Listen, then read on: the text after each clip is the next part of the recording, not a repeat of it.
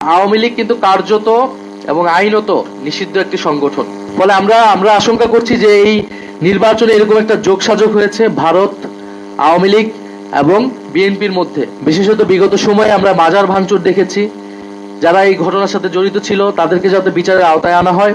বিভিন্ন জেলা উপজেলায় আওয়ামী লীগের কার্যালয় খুলে দেওয়া হচ্ছে এবং মিডিয়াগুলোতেও কিছু কিছু মিডিয়া সেটাকে ব্যাপকভাবে প্রচার করছে, এমন ভাবে যেন উৎসাহ দেওয়া হচ্ছে।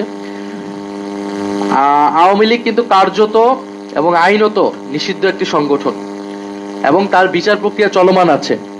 ফলে এই বিচার প্রক্রিয়া চলমান অবস্থায় আওয়ামী লীগের কার্যক্রম সম্পূর্ণরূপে নিষিদ্ধ। মিডিয়া সেটা প্রচার করতে পারে না, প্রশাসন কোনোভাবেই সেটাকে প্রশ্রয় দিতে পারে না। এই যে আওয়ামী লীগের কার্যালয়গুলো খোলা হচ্ছে এবং আওয়ামী লীগকে প্রশ্রয় দেওয়া হচ্ছে, আমরা মনে করি না এটা অটোমেটিক ভাবে হচ্ছে। এটা অবশ্যই এই নতুন সরকারের প্রশাসনের এবং সরকারি দলের প্রশ্রয়ে এটা হচ্ছে। তাদের কাছ থেকে গ্রিন সিগন্যাল ছাড়া আওয়ামী লীগ এটা করার সুযোগ বা সাহস পেত না। গত 1.5 বছর কিন্তু প্রশাসন অনেক জায়গায় ব্যর্থ হলেও জনগণ কিন্তু প্রতিরোধ করেছে।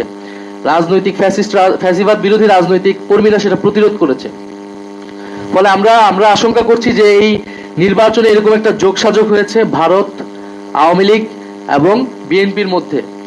এবং আওয়ামী লীগের পুরো ভোট ব্যাংকটাকে বিএনপি নিজের দিকে নেওয়ার চেষ্টা করেছে। বিএনপির, এটা আমরা আগেও বলেছি, এটা নতুন কোনো কথা না। বিএনপির বিভিন্ন বক্তব্যে, তার মঞ্চে জয় বাংলা স্লোগান দেওয়া, আওয়ামী লীগের লোকদেরকে পুনর্বাসন করা, হত্যা মামলা আসামিদেরকে নিজের দলে ভিড়ানো, এই চেষ্টা কিন্তু স্থানীয় পর্যায়ে হয়েছে।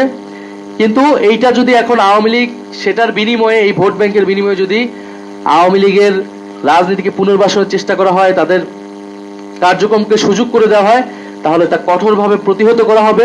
এই সরকারের প্রতি আহ্বান জানাচ্ছি।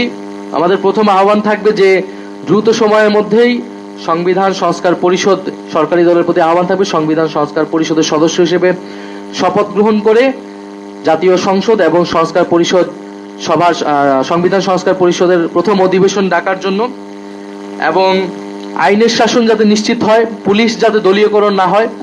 আমরা অলরেডি বিভিন্ন জায়গায় সে ধরনের প্রবণতা দেখছি। রাস্তাঘাটে চলাফেরা যাতে নারীর নিরাপত্তা নিশ্চিত হয়।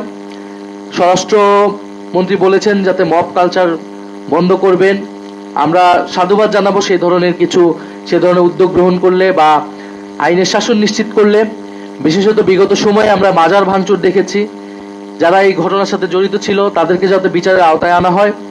তবে মানুষের যাতে ন্যায্য প্রতিবাদ করার বা বিক্ষোভের যে গণতান্ত্রিক অধিকার, সেই অধিকার যাতে সরকার হরণ না করে বা আইন শৃঙ্খলা বাহিনীকে যাতে সেই ক্ষেত্রে ব্যবহার না করে, সেই বিষয়ে যাতে সরকার সতর্ক থাকে, সেই বিষয়ে আমাদের আহ্বান থাকবে। এবং সর্বোপরি আমাদের যে সংস্কারের আকাঙ্ক্ষা, সেই আকাঙ্ক্ষা